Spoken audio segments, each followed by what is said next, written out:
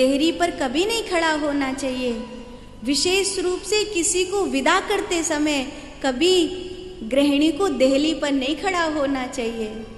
दूसरा, कभी भी देहली पर खड़े होकर या बैठकर कुछ खाना नहीं चाहिए। पहले के लोग तो अलग से देहली बनाते थे, अभी तो सब लोगों को ठोकर लगेगी, पाँव उठाना पड़ेगा, ये समस्या होगी, वो देहली बनाना बंद कर दिया। पहले तो हर घर में देहली जरूर बनती थी। और जब बेटी विदा होती थी तो बेटी को बाप हाथ पकड़ के देहरी पार कराता था। और जब हम मंदिर में जाते हैं तब भगवान की भी देहरी होती है, तो कभी भी भगवान की देहरी पर माथा रखना चाहिए, हाथ रख के पूजना चाहिए, पर कभी भगवान की देहरी पर पाँव नहीं रखना चाहिए। हमेशा देहरी को नाक कर ही मंदिर में प्रवेश करना चाहिए। और जब लौट करके आते हैं तो भगवान की देहरी पार करते समय कभी भी भगवान की ओर पीठ नहीं करनी चाहिए, भगवान की ओर मुख करके देहरी पार करनी चाहिए।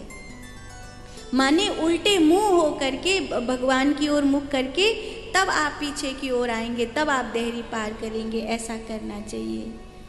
विद्या अध्ययन के लिए बालक जा रहा हो तो घर की देहरी पर पाँव रखकर न जाए, देहरी को अपने दाहिने पाँव से नाक कर तब वो विद्या अध्ययन के लिए निकल कर के जावे।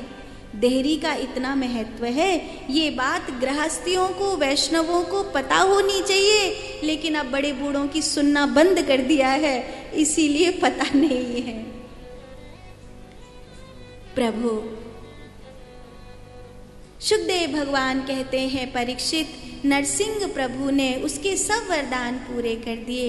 न मैं नर हूँ न मैं पशु हूँ, ब्रह्मा ने मुझे नहीं बनाया है, कालांतर में मैंने ही ब्रह्मा जी को बनाया था।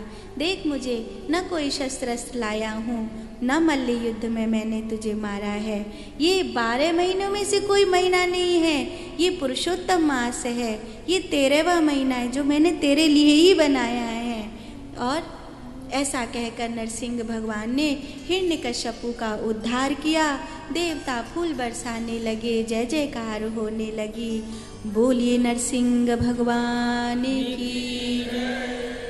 प्रभु का क्रोध शांत नहीं हुआ, तब ब्रह्मा जी ने प्रहलाद जी को आगे किया।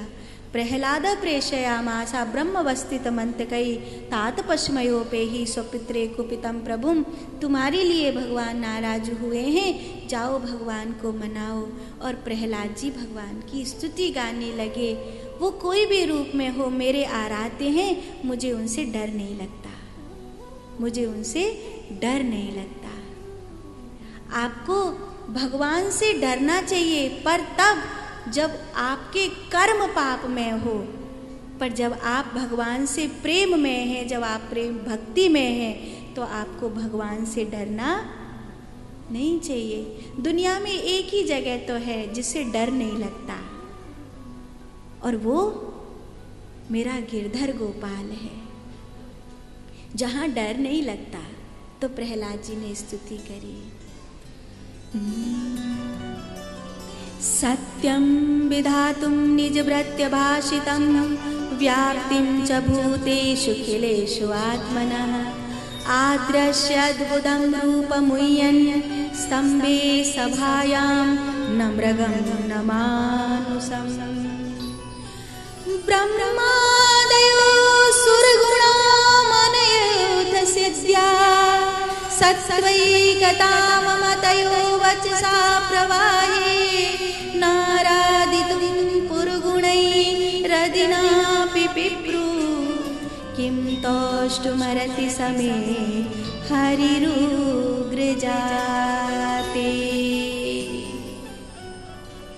भगवान ने प्रहलाद जी को उठाकर अपनी गोद में बिठा लिया। प्रभु, आप मुझसे नाराज नहीं है ना? नहीं, मैं तुझसे नाराज नहीं हूँ। तो प्रभु, मेरे पिता की दुर्गति ना होवे, ऐसा कृपा करना। तो नरसिंह भगवान मुस्कुरा गए और कहा, नहीं, उसकी दुर्गति नहीं होगी। तुम जैसा भक्त जहाँ होगा वहाँ तो पीढ़ियाँ भी तर जाएंगी, उसकी दुर्गति नहीं होगी।